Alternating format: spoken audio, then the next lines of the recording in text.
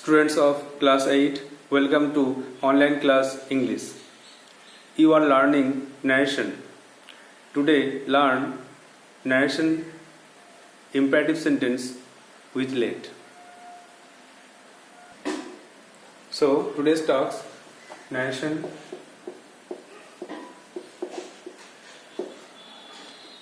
imperative sentence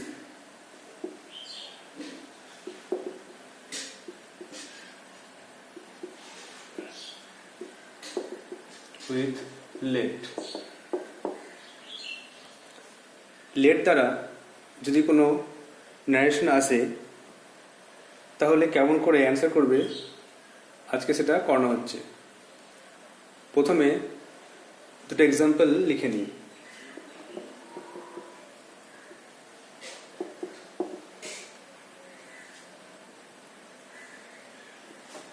He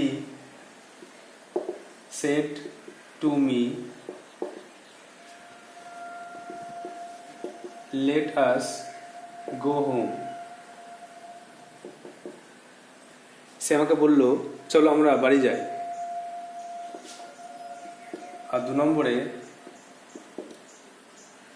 he said let me go home. সে বলল আমাকে বাড়ি যেতে দেওয়া হোক। প্রথমে he said to me let us go home, সে আমাকে বললো চলো আমার বাড়ি যাই। আর 2 নম্বরে he said let me go home, সে বললো যে চলো আমাকে বাড়ি যেতে দেওয়া হোক। এরকম কোশ্চেন থাকলে কিভাবে ন্যারেশন চেঞ্জ করবে? তো প্রথমে একটা জিনিস বুঝে নাও যে যদি লেট থাকে ইম্পারেটিভ সেন্টেন্সে ডিরেক্ট স্পিচে এইভাবে, তাহলে দুটো ভাগ দেখবে। আগে দুটো ভাগ দেখবে যে কিভাবে আছে। লেটের পরে আস আছে না লেটের পরে আস নেই। যদি লেটের পরে আস থাকে, এইভাবে লেটের পরে যদি আস থাকে তাহলে এই যে সেড টু,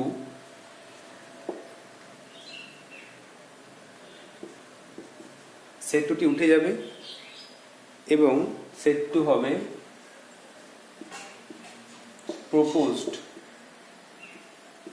প্রপোজড টু, বা তার জায়গায় হবে সাজেস্টেড টু। তাহলে মনে রাখতে হবে যে যদি লেট থাকে এবং তারপরে আস থাকে তাহলে সেড টু উঠে যাবে এবং সেড টুটি হয়ে যাবে প্রপোজ টু বা সাজেস্টেড টু।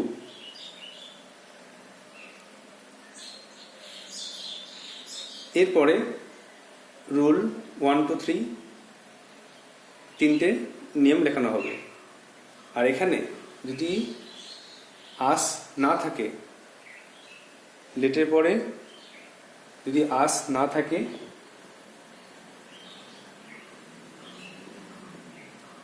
তাহলে অন্য নিয়ম ফলো করতে হবে, আদার রুল, অন্য নিয়ম ফলো করব। আজকে এটা শিখব যে যদি লেটের পরে আস থাকে তাহলে কি লিখব। তাহলে প্রথম কথা জেনে নাও, যদি এরকম থাকে example he said to me let us go home, সে আমাকে বললো চলো আমরা বাড়ি যাই, তাহলে এখানে লেটের পরে আস আছে। তো প্রথম সেড টু আমরা চেঞ্জ করব কিভাবে না, ভাবটা তুলে প্রপোজ টু বা সাজেস্টেড টু, এবং তারপরে কি লিখব সেটা এখন লেখাচ্ছি।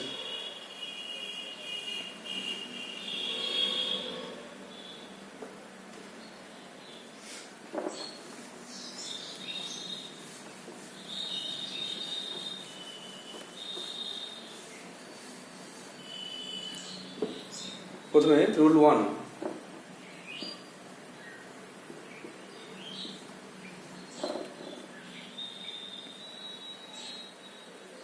রুল 1 লিখব जो कॉमा कोटेशन তোলার জন্য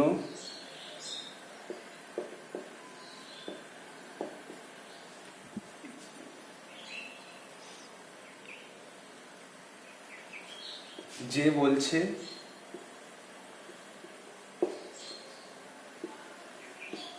যাকে বলছে। যেমন এক্সাম্পলটা এখানে লিখে রাখি,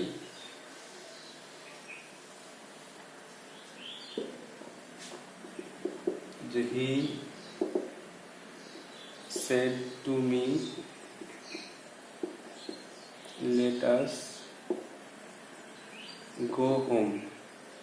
এখানে যে বলছে অর্থাৎ হি আর যাকে বলছে অর্থাৎ মি। তো কমা তোলার জন্য যে বলছে যাকে বলছে মানে হি আর সি,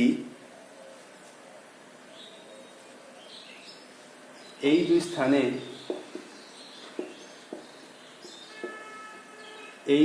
স্থানে যদি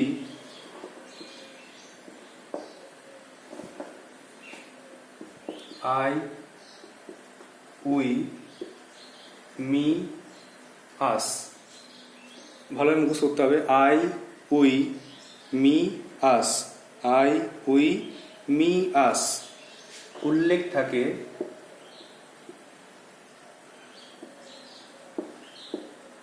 থাকে তাহলে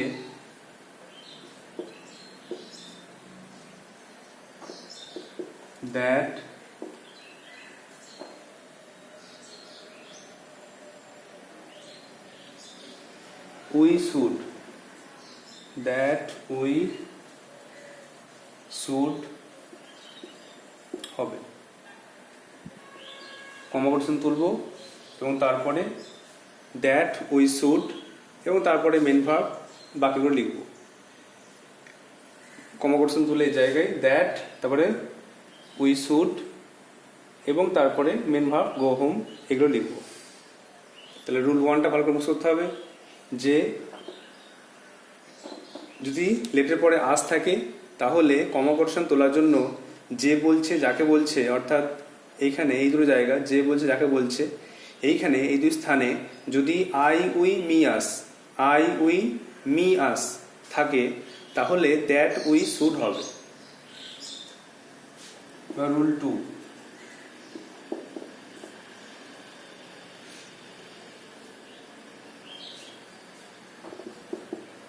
আই, উই, মি, আস, আমি, আমরা, আমাকে, আমাদেরকে, এর উল্লেখ না থেকে, যদি এর উল্লেখ না থাকে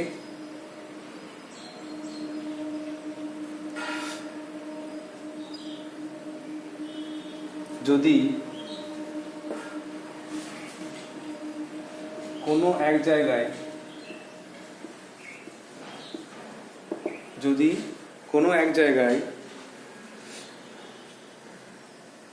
ইউ থাকে, অর্থাৎ এখানে হি আর এখানে মি লেখা আছে, এই জায়গায় যদি কোনো এক জায়গায় ইউ থাকে তাহলে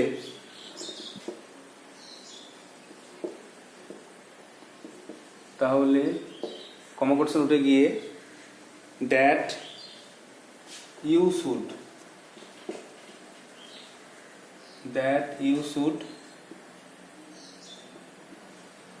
হবে। ভালোভাবে মনে রাখতে হবে তাহলে যে আই, উই, মি, আস এর উল্লেখ না থেকে যদি কোনো এক জায়গায় যে বলছে যাকে বলছে কোনো এক জায়গায় যদি ইউ থাকে তাহলে কিন্তু কমা উঠে গিয়ে দ্যাট, ইউ শুড হবে। আর লাস্ট রুল 3,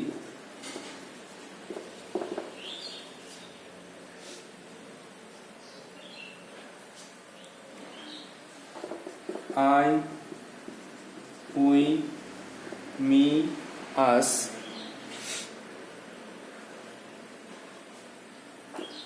এবং you I we me us এবং ইউ কোনোটারই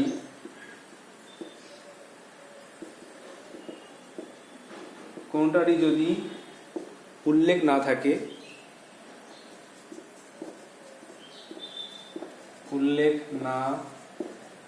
থাকে,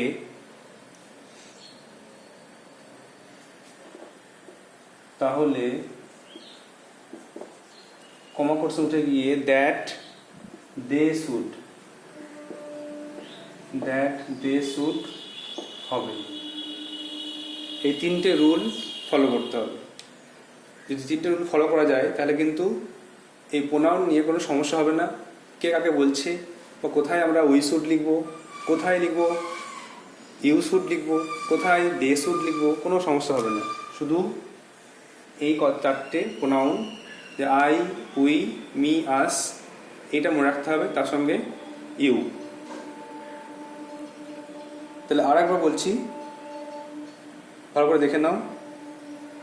তাহলে রুল 1-এর ক্ষেত্রে বললাম যে কমা কোটেশন তোলার জন্য যে যাকে বলছে, অর্থাৎ এই দুই জায়গা, এখানে এই দুই স্থানে যদি আই উই মি আস, এখানে দেখো মি আছে, হি সেড টু মি, আমাকে বলছে। তো যদি এরকম একটা থাকে তাহলে কিন্তু দ্যাট উই শুড হবে। এখানে কিন্তু আমরা লিখব দ্যাট উই শুড। এটা তো আমি একটু আগে দেখালাম যে সেড টুতে গিয়ে হবে প্রপোজড টু বা সাজেস্টেড টু। তারপরে এখানে কমা কোটেশন তুলে দ্যাট উই শুড লিখব। আর রুল 2 দেখো, আই উই মি আস এর উল্লেখ না থেকে যদি কোনো এক জায়গায় ইউ থাকে, এখানের মধ্যে যদি কোনো এক জায়গায় ইউ থাকে তাহলে কিন্তু দ্যাট ইউ শুড হবে। এখানে দ্যাট ইউ শুড হবে, তারপরে ভার্ব বসবে, মেন ভার্বটা বসবে। একইভাবে রুল 3টা দেখো, এই আই উই মি আস এবং ইউ কোনোটাটি যদি উল্লেখ না থাকে, এখানের মধ্যে যদি কোনোটা উল্লেখ না থাকে তাহলে কিন্তু দ্যাট দে শুড হবে, তাহলে তিনটে কথা, তিনটে রুল ভালো করে মুখস্থ রাখলেই এই লেট আস দিয়ে যাই থাকুক না কেন খুব সহজেই ন্যারেশন চেঞ্জ হয়ে যাবে। তাহলে রুলটা ভালো করে মুখস্থ করে নাও। এরপর যে এক্সাম্পলগুলো করাচ্ছি এটা করালেই আশা করি সুন্দরভাবে ক্লিয়ার হয়ে যাবে যে কোথায় দ্যাট উই শুড লিখবো, কোথায় দ্যাট ইউ শুড লিখবো, আর কোথায় দ্যাট দে শুড লিখবো। শুধু ওখানে মনে রাখতে হবে যে আই উই মি আস থাকলেই দ্যাট উই শুড, যদি ইউ থাকে কোনো জায়গায় তাহলে দ্যাট ইউ শুড, আর যদি কোথাও যদি এগুলোর উল্লেখ না থাকে তাহলে দ্যাট দে শুড হবে। এখন এক্সাম্পল,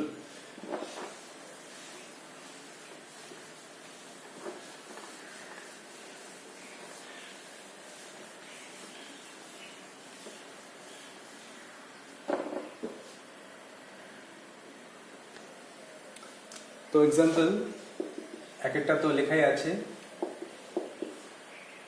1 নম্বরের কোশ্চেনটা লেখাই আছে যে he said to me let us go home, সে আমাকে বলল চলো আমরা বাড়ি যাই। তাহলে আমরা এখানে সেড টু পরিবর্তে লিখব সাজেস্টেড টু। তাহলে হি সাজেস্টেড টু মি, আমাকে বলছে হি সাজেস্টেড টু মি। তারপরে দ্যাট লিখবো, কমা কোটেশন তোলার জন্য দ্যাট লিখবো, দ্যাট।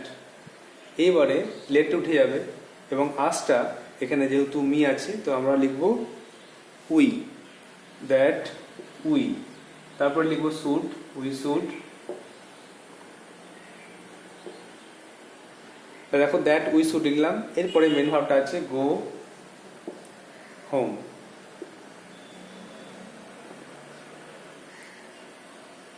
তাহলে অ্যান্সার হয়ে গেল he suggested to me that we should go home.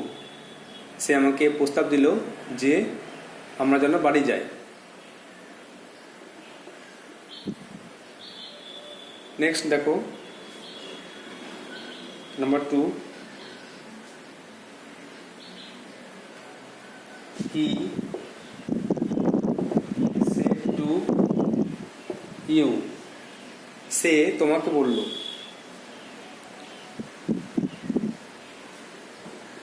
let us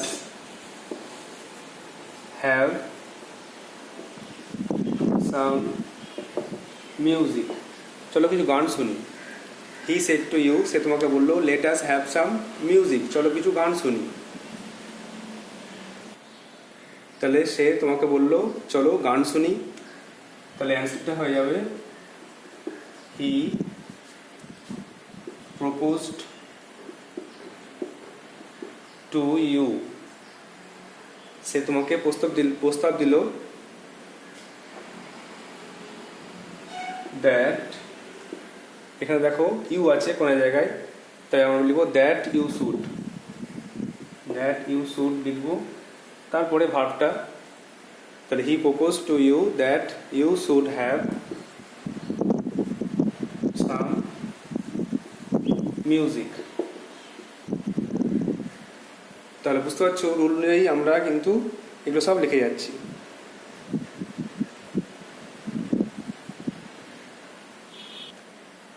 next দেখো 3 নম্বরে, he said to his friends,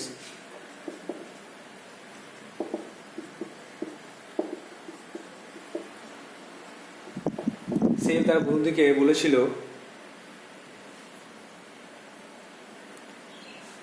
let us not miss the chance, আমরা যেন সুযোগটা না হারাই। let us not miss the chance, যেন আমরা সুযোগটা কাজে লাগাই। তাহলে এখানে দেখো আই, উই, মি, আস আর ইউ এর মধ্যে একটিও নেই, এখানে হি আর হিজ ফ্রেন্ডস এর মধ্যে কিন্তু I, we, me, us, you একটিও নেই, তাই জন্য এখানে কিন্তু আমরা লিখবো দ্যাট দে শুড। তো এখানে যা আছে লিখবো he suggested to his friends that they should, not আছে নট লিখবো, দে শুড নট, তারপরে ভার্বটা মিস দ্য চান্স। তাহলে অ্যান্সার হলো he suggested to his friends that they should not miss the chance, সে তার বন্ধুদেরকে প্রস্তাব দিয়েছিল যে তারা যেন সুযোগটা না হারায়। তাহলে আমরা 3টে রুল ফলো করলাম, আর 3টে রুল উত্তর পেয়ে গেলাম। কোথায় দ্যাট উই শুড হচ্ছে, কোথায় দ্যাট ইউ শুড হচ্ছে, আর কোথায় দ্যাট দে শুড হচ্ছে। এই তিন ধরনের চেঞ্জ কিন্তু এই ইম্পারেটিভ সেন্টেন্স লেট থাকলে হয়, এটা ভালো করে মুখস্থ করতে হবে, মনে রাখতে হবে। আর এখন এইরকম কিছু এক্সাম্পল দেওয়া হচ্ছে, তোমার বাড়িতে প্র্যাকটিস করবে। তাই উত্তরটা বলতে চাই, আগে দেখে নাও। He said to me let us go home, answer হয়ে গেল হি সাজেস্টেড বা proposed to me that we should go home. Next he said to you let us have some music, answer হয়ে গেল হি প্রপোজ বা suggested to you that you should have some music. আর number 3 he said to his friends let us not miss the chance, উত্তর হয়ে গেল he suggested to his friends অথবা propose to his friends that they should not miss the chance. Now write down home taxes.